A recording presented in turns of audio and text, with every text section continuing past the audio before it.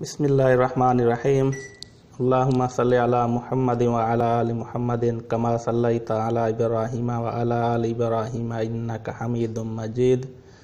अल्लाहुम्मा बारिक अला मुहम्मदिन व अला आलि मुहम्मदिन कमा बारकता अला इब्राहीम व अला आलि इब्राहीम इन्नका हमीदुम मजीद।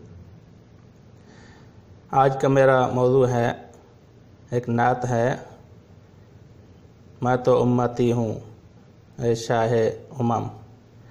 यानी इस नात को बहुत उलमाए किराम भी सुनते हैं, बहुत आवाम भी सुनती है, बहुत सुना जाता है, लेकिन इसमें शिरकिया कलाम है जिसकी बिल्कुल इजाज़त नहीं दी जा सकती। मेरी नज़र में ऐसी कोई वीडियो जैसा कोई फतवा नहीं गुजरा है जिस पर किसी उलमा किराम में से किसी ने इस पर एतराज़ किया हो।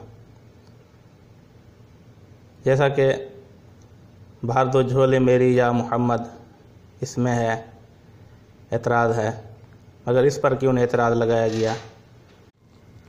मैं तो बेसहारा हूँ, दमन भी है खाली, नबियों के नबी तेरी ज़ात है निराली। यानी ये अल्लाह को छोड़कर नबी सल्लल्लाहु अलैहि वसल्लम से मांगा जा रहा है, जो कि गैबी तौर पर मांगा जा रहा है और ये शिर्क के ज़ुमरे में आता है।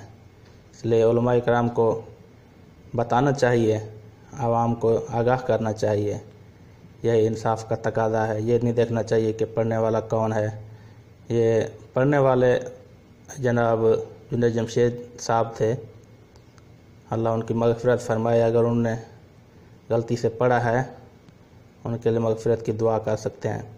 लेकिन अब आवाम को और उलमा को देखना चाहिए कि ये कलाम कैसा है।